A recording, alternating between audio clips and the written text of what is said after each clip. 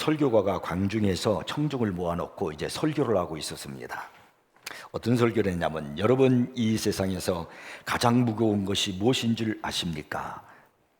그것은 바로 죄의 짐이라고 하는 것입니다. 참된 행복은 바로 이 죄의 짐을 벗어버리는 데 있습니다.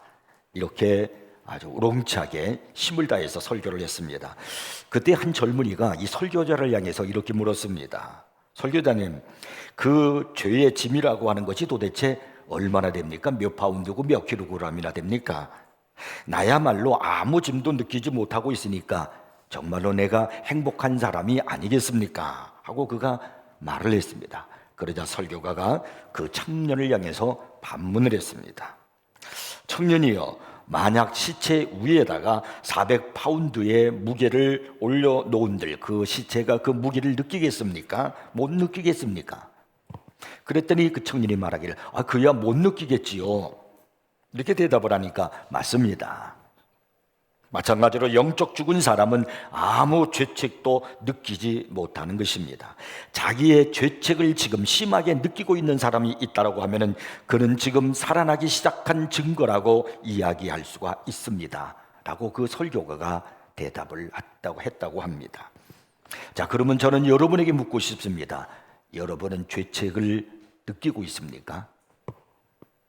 오늘 우리가 살고 있는 이 시대가 어떤 시대냐면 노아의 시대라고 그렇게 말할 수 있습니다. 죄의 홍수가 얼마나 우리에게 물밀듯이 몰려오는지 모릅니다. 그리고 사람들이 이 죄에 대한 생각이 너무나도 평범해져서 죄를 관용하는 시대가 되었고, 그리고 생각할 뿐이 전부 다 죄에 대한 생각밖에는 없다는 그런 시대에 우리가 살아가고 있습니다. 그래서 이런 시대를 살아가고 있는 사람들에게 죄책을 느끼지 못하고 있습니다. 근데 오늘 본문 12절에 보면은, 그러므로 너희는 죄가 너희 죽을 몸을 지배하지 못하게 하라고 그렇게 말씀합니다. 오늘 성경 로마서 5장과 6장은 계속해서 죄를 멀리하라, 죄를 멀리하라 하고 하면서 성화가 되어가는 삶을 살라고 강조하며 외치고 있다는 사실을 우리는 알아야 합니다. 로마서 6장 6절 말씀을 보면은, 우리가 알거니와 우리의 옛사람이 예수와 함께 십자가에 못 박힌 것은 죄의 몸이 죽어 다시는 우리가 죄에게 종노릇하지 아니하려 함이라, 이렇게 말씀합니다. 그러면서 본문은 성화의 원칙들에 대해서 우리에게 이제 말씀해주고 있는 겁니다. 죄는 죄인들이 맞서서 싸워야 할 대상입니다. 세상은 예수 믿는 사람들이 맞서서 싸워야 할 곳이라는 겁니다. 왜냐하면 우리는 죄인들이기 때문입니다.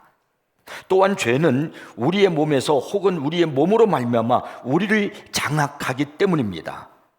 오늘 보면 12절에 보면은 우리의 죽을 몸이라는 그런 표현을 쓰고 있거든요. 우리의 죽을 몸, 죽어가고 있는 몸이라는 거예요. 그렇지요. 우리 육신은 지금 다 죽어가고 있습니다. 점점 시간이 흐르면서 우리는 죽어가고 있다는 이 사실에 대해서 부인할 사람은 아무도 없을 것입니다. 그리고 13절에서는 우리의 몸의 지체라는 그런 말을 쓰고 있거든요. 그러니까 우리의 몸의 지체가 뭐예요? 손과 발과 눈과 혀, 귀, 뭐 이런 것들을 말하는 것이 아니겠습니까? 그런데 죄는 이와 같이 우리 몸의 물리적 이 지체를 통해서 우리의 이런 지체들을 통한 활동으로 말미암아 우리가 강력하게 그 죄 가운데 빠질 수가 있고, 또 죄를 물리칠 수도 있다라고 성경은 말씀하고 있는 겁니다. 죄가 우리 몸에서 다스리거나 우리 몸을 지배할 수 있다 해도 반드시 그러는 것은 아닙니다. 우리가 다 죄인이지만은 다 우리 모두가 죄의 지배를 받고 꼭 살아가는 것만은 아닙니다. 왜냐하면 우리는 예수 그리스도와 연합되어 있기 때문에, 예수 그리스도의 새 생명 속에 우리가 살고 있기 때문에 그분의 능력을 우리 안에서 발휘할 수가 있기 때문입니다. 그래서 성 어거스틴이 이런 유명한 말을 했어요. 우리는 죄를 짓지 않을 수 없는 상태였다가 이제는 죄를 짓지 않을 수 있는 상태가 되었다. 분명히 우리는 자주 죄를 짓습니다. 그래서 성경은 더 이상 우리 몸이 죄를 짓지 않은 대안을 말씀을 하고 있습니다. 어떻게 우리가 죄를 짓지 않고 거룩의 길, 그 그리스도인의 길, 성화의 길을 걸어갈 수 있을까요? 이것이 오늘 이 시대를 살아가는 우리들이 해야 할 가장 중요한 것입니다. 노아 시대 모든 사람들이 다 죄를 짓고 죄가 뭔지도 모르고 죄가 만연이 되어 있는 그런 시대 속에서 의인이라고 경건한 사람이라고 말하고 있는 사람이 누구냐면 노아였습니다. 그 노아는 성화의 길을 가고 있었다는 겁니다. 그러면 오늘 이 노아의 시대와 같은 이 시대 속에서 우리들도 똑같이 그 길을 걸어가야 하는 것입니다. 어떻게 우리가 에베소서 4장 24절에서 말씀하고 있는 하나님을 따라 의와 진리의 거룩함으로 지으심을 받은 새 사람을 입는 그 사람 말씀대로 살아갈 수 있을까요? 오늘 본문은 우리가 어떻게 죄를 짓지 않고 성화의 길을 갈 수 있는 것인가를 말씀하고 있습니다. 자, 첫째가 바로 뭐냐면 기도하라는 겁니다.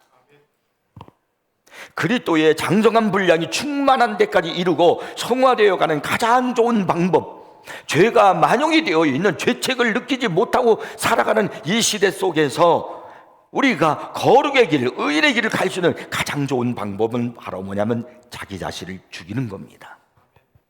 예수님도 일이 너무나 힘들고 어려웠습니다. 자신을 십자가에 못 박는다는 사실은 예수님에게도 힘드셨던 일이었습니다. 그래서 그분은 겟세마네 동산에서 이런 기도를 하셨던 겁니다. 아버지, 이 잔을 내게서 지나가게 하옵소서. 이렇게 해서 이렇게 내가 죽는다는 것은 여러분 어려운 일입니다. 쉽지 않아요. 내가 손해를 보고 참는다는 것, 이건 그거 쉬운 일이 아닙니다. 남이 나에게 온갖 좋지 않은 악설을 퍼부어대고 그리고 욕을 해대고 있는데, 나를 못 살게 굴고 있는데 나는 그를 향해서 웃으면서 살아간다? 여러분, 이거 쉬운 일이 아닙니다. 한 대 쥐어받고 싶은 것이 우리의 본능이란 말이에요. 저 사람이 되로 주면 나는 말로 갚아주어야 내 마음이 편할 것 같은 것, 그것이 우리 인간의 본능이란 말입니다. 그런데 오늘 성경에 보면은 예수님이 기도하셨어요. 무슨 기도를요? 내 원대로 마시옵고 아버지의 원대로 하옵소서. 예수님은 당신의 육신에 있는 그 본능대로가 아니라 아버지의 뜻대로 살기를 원하며 그 원대로 되기를 원하는 그 기도를 하셨습니다. 그리고 예수님은 그 기도를 하시고 일어나셔서 뚜벅뚜벅 십자가를 향해서 걸어가셨습니다. 여러분, 인간의 모든 문제는 여러분의 가정의 문제, 내 자신의 문제, 그리고 자녀의 문제, 그리고 나가서 이 나라의 문제, 정치의 문제, 다 모든 것은 죄 때문에 일어난다는 사실을 아셔야 합니다. 그래서 우리에게 가장 먼저 해결을 해야 할 일은 죄의 문제입니다. 우리는 경제를 해결하고 정치를 해결하고 사회를 해결하고 여러 가지 많은 것들을 이야기하지만 아니에요. 실제적으로 가장 먼저 우리들이 해결해야 할 일이 바로 뭐냐면 죄의 문제라는 사실입니다. 잠언서 28장 13절 말씀 보면 자기의 죄를 숨기는 자는 형통하지 못하나 죄를 자복하고 버리는 자는 불쌍히 여김을 받으리라고 말씀하고 있습니다. 자기의 죄의 문제를 해결하지 못한 자는 형통하지 못하지만 불통하다는 거예요. 그러나 죄를 자복하고 버리는 자는, 자기의 죄를 해결하는 사람은 불쌍히 여김을 받으리라, 형통해진다는 겁니다. 그러니까 우리에게 있어서 먼저 해야 할 일이 바로 뭐냐면 죄의 문제를 해결하는 거예요. 이사야 선지자는요, 이사야서 59장 1절 2절에서 이런 말씀을 하고 있어요. 여호와의 손이 짧아 구원하지 못하심도 아니요 귀가 둔하여 듣지 못하심도 아니라. 그럼 왜 그런가? 오직 너희 죄악이 너희와 너희 하나님 사이를 갈라놓았고 너희 죄가 그의 얼굴을 가리어서 너희에게서 듣지 않으시게 함이니라. 문제가 뭐라는 거예요? 죄라는 거예요. 모든 문제는 죄 때문이라는 겁니다. 그러므로 죄 문제를 해결하는 것이 가장 중요합니다. 그러면 어떻게 내 자신을 죽이고 죄 문제를 해결할 수 있을까요? 그것이 바로 기도밖에 없다는 겁니다. 그러면 여러분, 오늘 우리에게 가장 중요한 이 죄 문제를 해결하기 위해서 우리는 얼마나 주님 앞에 기도를 하고 있습니까? 거룩한 교회, 하나님의 성전에 있는 하나님의 백성, 거룩한 백성인 여러분들은 죄를 벗어나고 세상을 이기기 위해서 얼마나 기도하는 삶을 살고 있습니까? 예수님은요, 기도를 하시는데 땀이 피가 되도록 기도하셨다고 성경은 기록하고 있습니다. 나를 죽이는데, 죄를 죽이는 것이 얼마나 힘든 일이면 예수님이 그런 기도를 하셨을까요? 영적 전쟁이 얼마나 어려운가 하는 것을 우리에게 말씀해 주고 있는 겁니다. 이스라엘 백성들이 광야 생활을 할 때 아말렉과 전쟁을 한 사건이 기록이 되어 있습니다. 하나님은 아말렉을 가장 싫어하십니다. 이 얼마나 싫어하시는지요? 출애굽기 17장에 보면 하나님은요, 그 아말렉 사람들을 향해서 내가 아말렉과 더불어 대대로 싸우리라 그랬어요. 계속해서 싸우겠다는 거예요. 누구와? 아말렉과요. 하나님과 싸워서 이길 자는 아무도 없어요. 근데 하나님은요, 아말렉과 내가 더불어 대대로 싸우시겠다 그랬어요. 그리고요, 사무엘상 15장에서는요 사울 왕에게 뭐라고 명령을 하셨냐면 이렇게 말씀하셨습니다.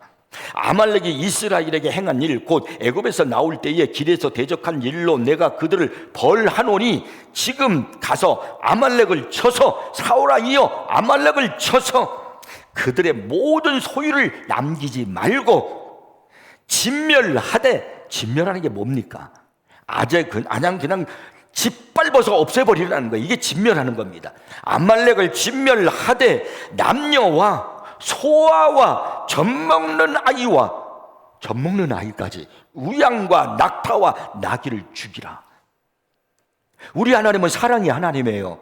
우리 하나님은 온유하신 분이고 자비의 하나님이십니다. 그런 하나님이 어떻게 젖먹는 아이를 죽이라는 겁니다.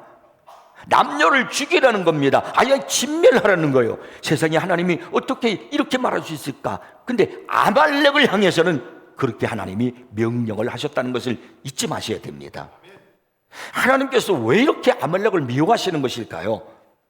그것은 아말렉은 에서의 후손이기 때문에 그렇습니다. 창세기 36장 12절에 보면은 에서의 아들 엘리바스의 첩 딥나는 아말렉을 엘리바스에게 낳았으니 이들은 에서의 아내 아다의 자손이며 라고 그렇게 말씀하고 있죠. 그러니까 이 아말렉은 에서의 후손이라는 거예요. 에서의 바로 손자라는 거예요. 아말렉이 핏줄이 같은 겁니다. 같은, 그들은 마음과 같은 형성을 지니고 있는 거예요. 그래, 에서가 누군가? 에서는 야곱의 쌍둥이 형으로 육신의 사람을 가리키는 거예요. 에서는요, 장자의 명분을 팥죽 한 그릇으로 팔아버린 사람이에요.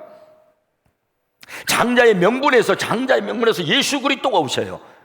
그런데 내가 지금 배고픈데 그까짓 거 장자의 명분 무슨 소용이 있냐? 예수 그리스도가 무슨 소용이 있냐? 예수 이름이 뭐 소용이 있어? 예배가 뭐 소용이 있어? 그 기도 찬양 그게 뭐 소용이 있어? 내가 지금 힘든데, 내가 살기 힘든데, 배고픈데 그거 너 가져. 그리고 팥죽 놔줘. 이렇게 말한 사람이 누구냐면 에서라는 말입니다.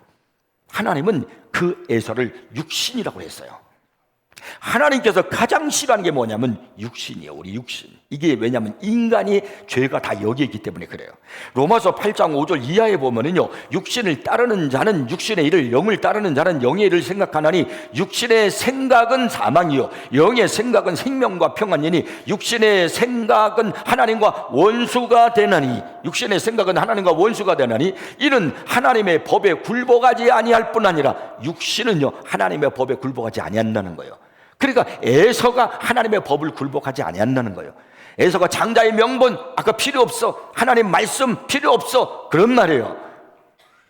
할 수도 없음이라고 말씀하고 있습니다. 히브리서 12장 16절에서는요 음행하는 자와 혹 한 그릇 음식을 위하여 장자의 명분을 판 에서와 같이 망령된 자가 없도록 살피라. 그런 사람이 한 사람도 없도록 하라는 거예요. 에서와 같은 자, 망령된 자라 그랬어요. 한 그릇 그 음식을 위하여 장자의 명분을 판 사람, 자기의 육신의 만족을 위해서 예수 그리스도의 이름을 팔아버리고 예배를 팔아버리고 하나님의 말씀을 지키지 않는 자, 그런 사람이 음행한 자고, 그런 사람이 망령된 자고, 그런 사람이 에서라는 겁니다. 여러분, 오늘 이 시간 여러분 전쟁을 선포하셔야 됩니다. 여러분의 육신과 자신의 무서운 죄의 모습과 전쟁을 선포하십시오. 담배를 이제 끊기로 선언하십시오. 아직도 여러분의 입에다가 담배를 물고 다니면 애호가라고요, 이제 끊으십시오. 나의 더러운 모습들, 내 안에 있는 변화되어야 할 모습들에 대해서 전쟁을 선포하고 그리고 여러분 끊어버리세요. 그런데 내 힘으로는 그게 사실 힘들어요. 내가 할 수가 없어요. 그래서 하나님의 도우심이 필요한 겁니다. 이스라엘 백성들이 육신의 상징인 이 아말렉과 전쟁을 하게 됐어요. 그런데 그때 어떻게 해서 이 아말렉과 전쟁을 해서 이겼을까요?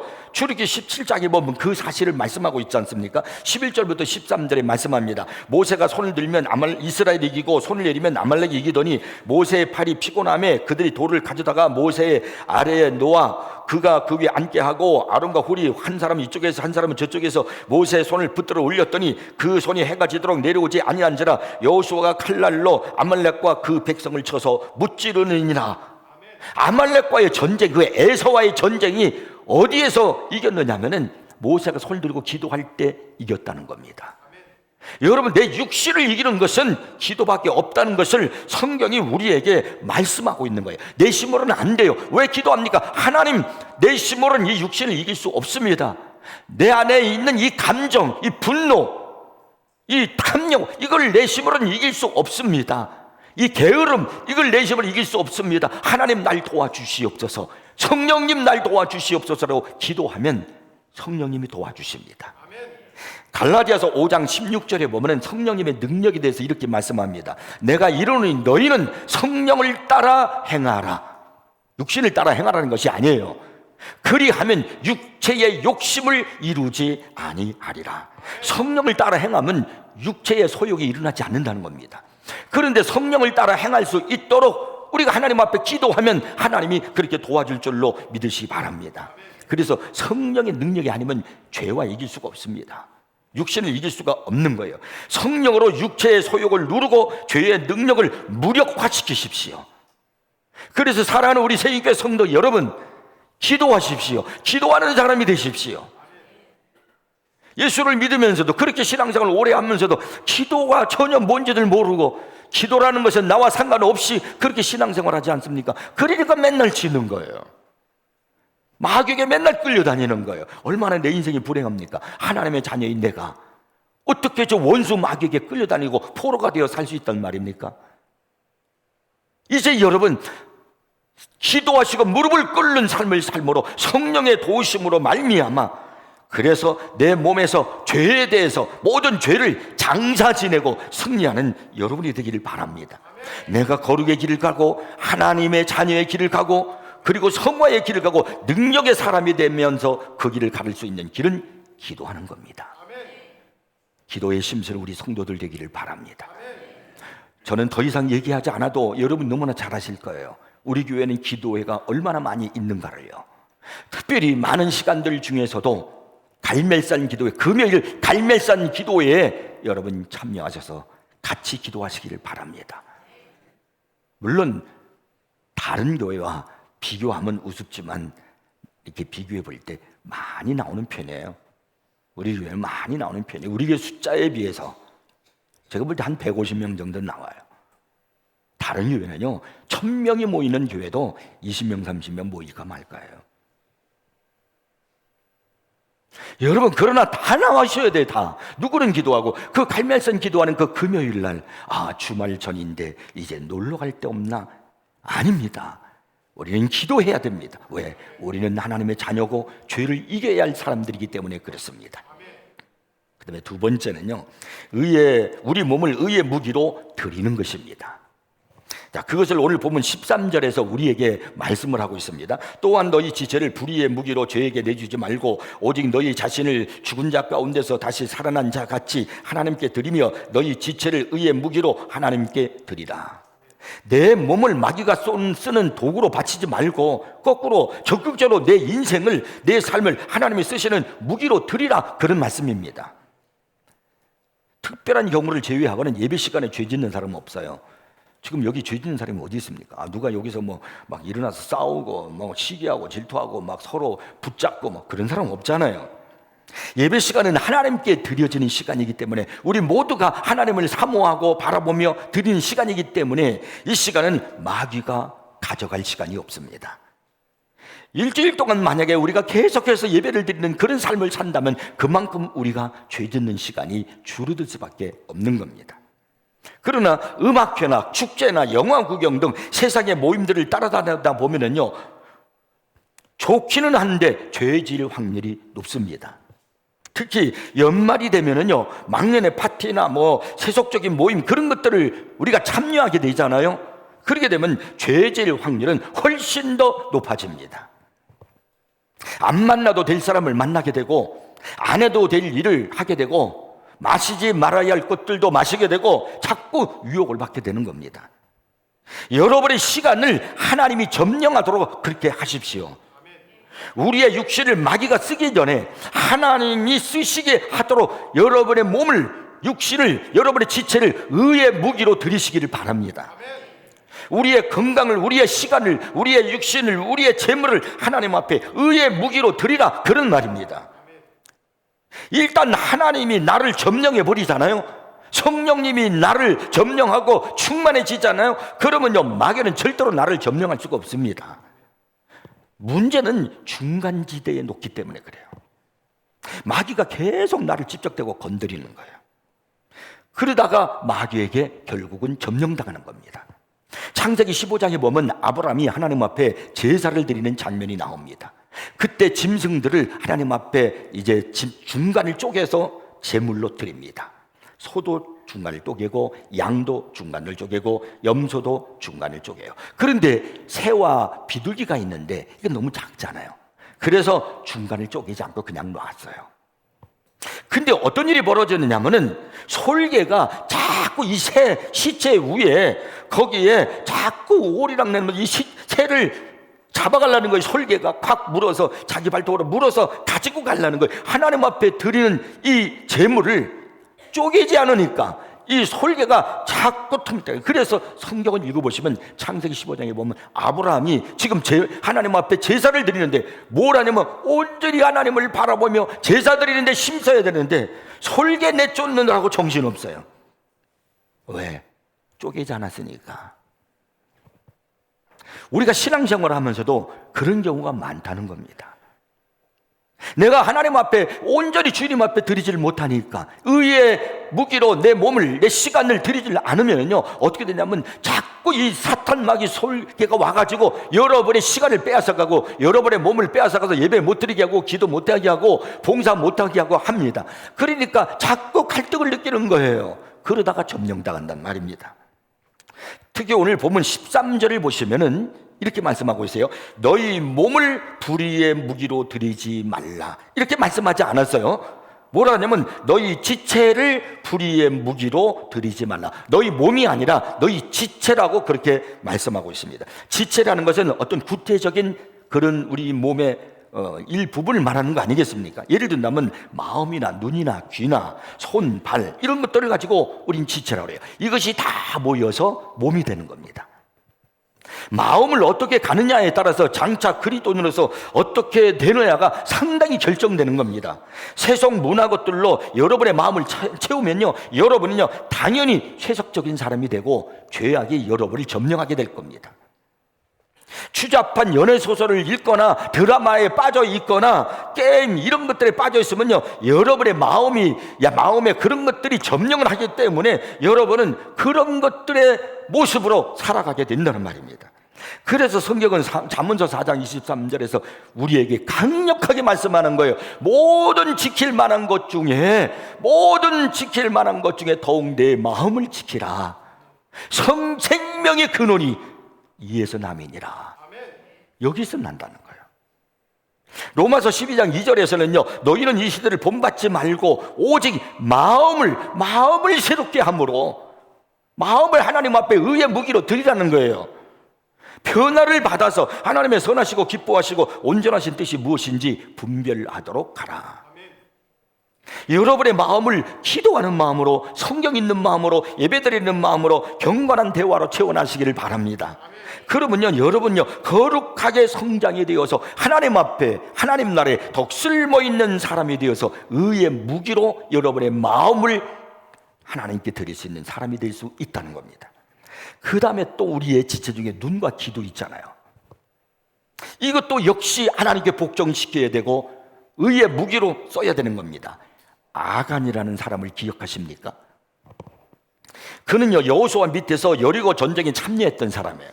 여호수아가 가나안 땅에 들어갈 때 제일 첫 번째 전쟁이 어디냐면은 여리고성이에요. 여리고성이 첫 번째 전쟁이기 때문에 하나님께서 이기게 하시고 너희들을 승리하게 만들 것이다. 사실 이스라엘 백성들이 여리고성을 점령한 것은 그들의 어떤 전략이나 무기로 이긴 것이 아닙니다. 우리가 잘 알잖아요. 여리고성을 하루에 한 바퀴씩 돌아서 이스라엘 백성들이 엿새 동안 돌고 일회째 도는 날은 7일째 도는 날은 7바퀴 돌고, 그리고 하나님의 명령을 쫓아서 함정을 질렀더니 여리고성이 무너졌어요. 하나님이 하신 겁니다. 그러면서 하나님 말씀하세요. 여리고성의 것은 첫 번째 것이다. 그러니 하나님께 바쳐진 물건이니 어느 것도 손대지 마라. 그건 여호와의 것이다. 이렇게 명령을 내렸어요. 근데 그 여호수아의 군인 중에 누가 있었냐면 아간이라는 사람이 있었습니다. 이 사람이 하나님의 명령을 어기고 그만 돌에 맞아 죽는 그런 비참한 삶을 살고 말았습니다. 그가 그렇게도 꿈에도 그리던 젖과 꿀이 흐르는 가나안 땅에 들어가자마자 죽고 말았어요. 근데 그가 죽기 전에 어떻게 그가 어떤 말을 고백을 했는가 보면 여호수아서 7장 22절에 보면 알 수 있어요. 내가 노력한 물건 중에 시날산의 아름다운 외투 한 벌과 은 200세겔과 그 무게가 50세겔 되는 금덩이 하나를 보고 탐내어 가졌나이다. 지금 그러니까 여호수아는 이 아간은 지금 무엇을 지금 불의의 무기로 삼은 겁니까? 눈을 보고.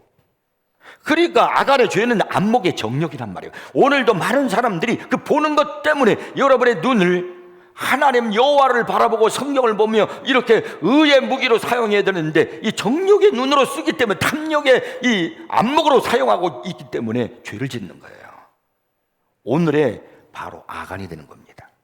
한 책자에서 제가 읽었습니다. 사회학자들이 그 발표한 내용에 의하면 평균 21세 젊은이들은요 30만 개의 상업 광고 메시지의 공격을 받으며 살고 있다는 겁니다.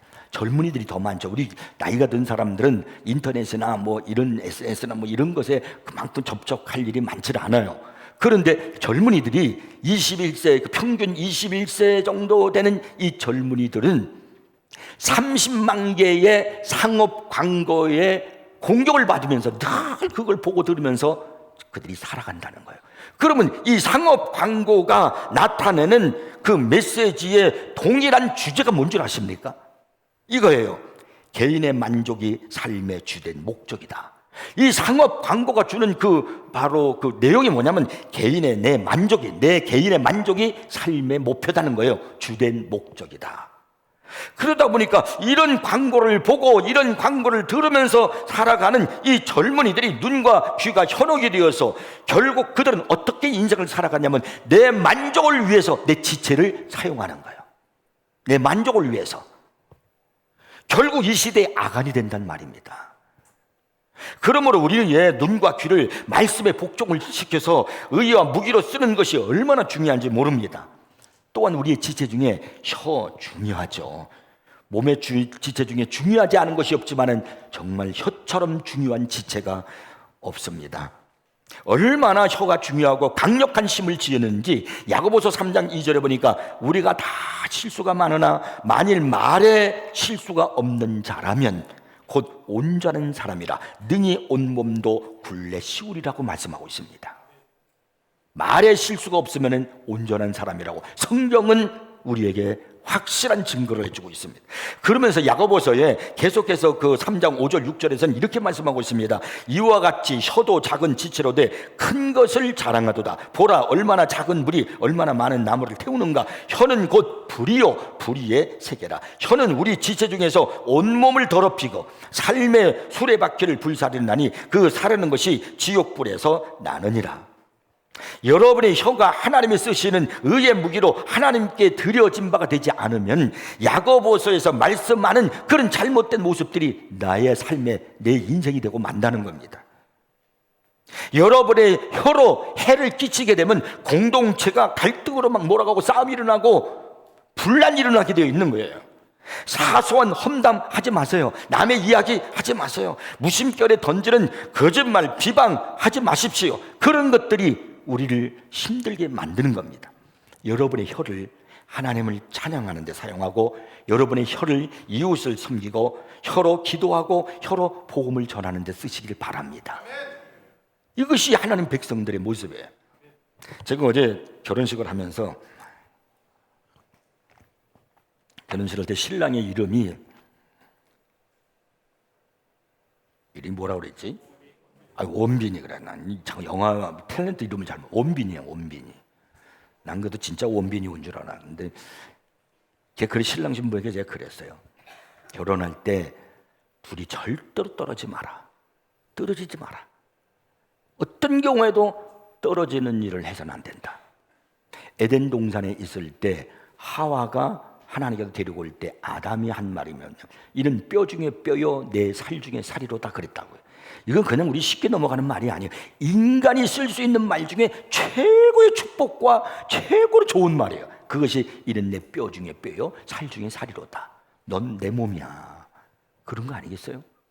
그렇게 하와를 사랑하고 하와와 했는데 창세기 3장에 딱 넘어가는데 하와에게 사탄이 뱀으로 이제 가장을 해서 유혹하러 옵니다. 하나님께서 에덴에 있는 모든 열매를 따먹지 말라고 하느냐? 아니, 동산 중앙이나 선악과를 따먹지 말라는데 왜 그랬을까? 왜 다른 건 다 따먹어도 좋으신 그 하나님께서 허락하면서 그것만은 따먹지 말라 그랬을까? 이유가 있을 거야. 그래서 하와가 따먹었어요. 죄를 졌어요. 왜? 그때 아담이 없었단 말이에요. 그러니까 둘이 갈라져 있으니까 왜 에덴 동산에 아담이 어디 갔을까? 여러분 생각해 봤어요? 에덴 동산에서 아담이 어디로 갔을까? 갯돈 받으러 갔나? 과역 공부 같이러 갔나? 아니잖아요. 아무도 필요 없는 거예요. 그냥 파라다이스예요.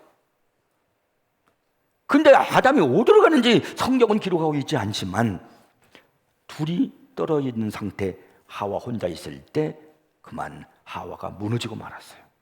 그런데 그 다음 일이 중요해요. 죄를 짓고 난 다음에 하나님께서 아담에게 물었죠. 아담아, 아담아, 내가 왜 선악과를 따먹었냐 그랬더니요, 방금 전에 이는 내 뼈 중에 뼈요 살 중에 살이로다고 말했던 이 아담이 하나님께서 주신 저 여자가 먹으라고 그러는데, 이제 여자를 요즘 여자라고 그러면 큰일 납니다. 여성 그러셔야 돼요. 여성 그러셔야 돼요. 여자 그러면 안 돼요. 그런데 아담이 뭐라면 하나님께서 내게 주신 저 여자가, 근데 여성이 그러면 좀 이상해요, 그죠? 여자가 내게 먹으라서 먹었습니다. 이렇게 사람이 달라져요, 이 말이요. 그래서 우리는 어떻게 해야 되느냐? 에베소서 4장 29절에 이렇게 말씀합니다. 무릇 더러운 말은 너희 입 밖에도 내지 말고 오직 덕을 세우는데 소용되는 대로 선한 말을 하여 듣는 자들에게 은혜를 끼치게 하라. 아멘. 믿습니까? 아멘. 이게 우리 세계 성도들이 해야 할 경건하고 성화된 성도, 성숙한 성도의 모습이에요. 제가 제일 좋아하는 찬송이 212장이라고 그랬잖아요. 하도 내가 이 얘기를 해서 우리 성도들도 알 거고, 내가 아가베 가서도 제가 이 이야기를 목사님들에게 종종 해서 그 목사님들도 아시는 분은 알 거고 모르시는 분은 모르시겠지만 2절이 참 중요합니다. 매일 이 찬송을 한 번 이상씩 부르십시오. 저는 불러요. 인자한 말을 가지고 사람을 감화시키며 갈 길을 잃은 머리를 잘 인도하게 하소서. 인자한 말을 가지고 사람을 감화시키며 갈 길을 잃은 무리를 시험든 인생에게, 어두워진 인생에게 잘 인도할 수 있도록 내 입에, 내 혀에 하나님 거듭나게 하시고 성령의 은혜를 더해 주옵소서. 이렇게 우리가 기도하고 이 찬송을 매일 한 번 이상씩 부르면서, 여러분 남편이 오기 전에 이 찬송을 부르시고, 그리고 남편이 아내를 만나러 가기 전에 이 찬송을 부르시고, 여러분 순장 모임을 갖고 순 모임을 가질 때 이 찬송을 부르고 모임을 가져보세요. 그리고 우리서 우리 어디서 모입시다. 집사님 우리 모입시다. 찬양합시다. 모이러 갈 때 이 찬송 3번 이상 부르고 가세요. 거기서 인자한 말을 모여서 그 말을 다 우리 이거 2절 우리 하고 그리고 우리 찬잔치 갑시다. 절대로 거기서 누구 비난하는 자리 못할 거예요. 우리의 혀만이 아니라 손과 발도 의의 무기로 사용해야 됩니다. 우리의 손과 발은 우리가 하는 것과 우리가 가는 곳을 결정하기 때문에 그렇습니다. 데살로니가전서 4장 11절 12절에 보면은 또 너희에게 명한 것과 같이 조용히 자기 일을 하고, 자기 일을 무엇으로 해? 손으로 하고 너희 손으로 일하기를 힘쓰라. 이는 외인에 대하여 단정히 행하고 또한 아무 궁핍함이 없게 하려 함이라.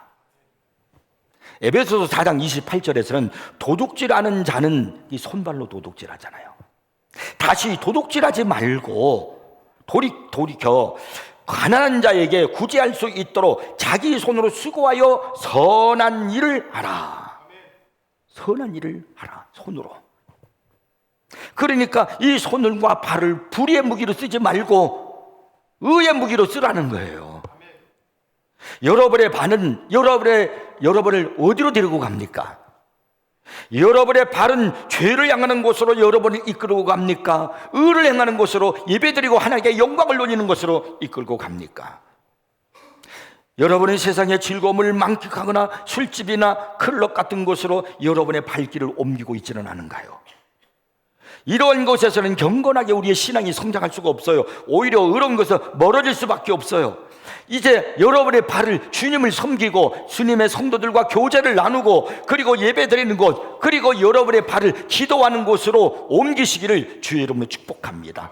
시편 1편 1절에 보면은 우리의 발을 어떻게 사용하는가가 그 사람이 복 있는 사람이라고 말하고 있어요. 복 있는 사람은 이렇게 말씀하면 보세요. 악인들의 꾀를 따르지 아니하며, 따르는 게 뭐야? 악인들의 길 따르는 게 발로 가는 거예요. 근데 복 있는 사람이 어떤 사람이냐? 악인들의 꾀를 따르지 아니하는 거, 불의의 명기로, 불의의 무기로 사용하지 않고, 죄인들의 길에 서지 않고, 뭘로? 발로. 그 다음에 또 오만한 자의 자들의 자리에 앉지 아니하고, 뭘로? 발로 하는 거잖아요. 그런 사람들이 복 있는 사람이라는 거예요. 그러니까 내가 이 발을 가지고 의의 무기로 사용할 때 그 사람이 복 있는 사람이 된다, 그런 이야기입니다. 로마서 12장 1절을 보시면은요, 그러므로 형제들아 내가 하나님의 모든 자비하심으로 너희를 고나노니 너희 몸을 하나님이 기뻐하시는 거룩한 산 제물로, 너희 몸을 거룩한 산 제물로 드리라고 말씀하고 있습니다. 이제 이렇게 살기를 주의 이름 축복합니다. 듣고만 가지 마십시오. 생각만 하지 말고 오늘 분명하게 결단하시기 바랍니다. 어렵게 생각하지 마세요. 미국 포틀랜드에서 남녀를 죽인 혐의로 사형을 선고받은 게리 길모어라는 사람이 있었습니다. 사형을 집행하기 전에 사형수에게 마지막으로 하고 싶은 말이 무엇이냐고 집행관이 물어보니까 이 사형수 게리 길모어가 이런 말을 했습니다. Let's do it. 그냥 해요. 이제 사형을 집행하기 전에 집행관이 마지막으로 하고 싶은 말이 무엇이 있습니까? 내 인생을 헛살았습니다. 괴롭습니다. 뭐 이런 말은 못할 텐데, Let's do it. 그냥 해요. 그냥 사용하라는 거죠. 이제 그 후에 한 스포츠 제품 광고 회사에서 1988년 이 사형수의 말을 인용해서 유명한 광고를 만들어냈습니다. 그것이 바로 뭐냐면 Just do it. 그냥 해봐. 이 슬로건이 스포츠용품 업체, 바로 거기가 되면 나이키예요. 그래서 나이키에서 광고 나올 때 Just do it이라는 그 글자가 크게 쫙 나올 거예요. 이걸 사용하기 시작한 거예요. 그런데 이 슬로건을 사용하면서 세계 스포츠 점유율이 19%에서 43%로 증가하는 역사를 만들어냈다는 거예요. 처음에는 19%밖에 안 됐어요. 그런데 Just do it, 그냥 해. 그냥 해, 그냥 해. 이 광고를 내고 난 다음부터 전 세계 반을 스포츠 용품을 점령을 했다는 겁니다. Just do it. 그냥 해봐. 저는 이것을 올 설교 제목으로 삼았습니다. 그래서 다만 그것을 하라라는 말로 바꾸어서 제가 설교 제목을 삼았어요. 더 이상 머뭇거리지 마십시오. 이유되지 마십시오. 어떻게 할 줄 몰라서 갈팡질팡하지 마십시오. 오늘 그냥 주신 말씀대로 그냥 하십시오. 오늘 주신 말씀대로 그냥 해. Just do it. 그냥 그대로 하세요. 그냥 어떻게 기도하시고 여러분의 지체를 의의 무기로 사용하시기를 바랍니다. 그러면 오늘 보면 14절의 말씀이 여러분에게 역사 그대로 될 겁니다. 죄가 너희를 주장하지 못하리니, 그러면 그렇게 될 거예요. 이는 너희가 법 아래 있지 아니하고 은혜 아래에 있습니다. 이때부터 우리의 삶 속에 일어나기 시작하는 새롭고도 놀라운 승리를 발견하게 될 겁니다. 전에는 생소했던 승리가 이제 날마다 내 삶에 일어나게 될 거예요. 그리고 새롭게 내가 달라진 모습을 보면서 내가 놀랄 거예요. 변해된 자신을 보고 감격할 것입니다. 한 번 더 제가 마지막으로 여러분에게 외칩니다. Just do it. 다만 그것을 하라. 그냥 하십시오. 갈등하지 마십시오. 기도하겠습니다. 하나님 아버지,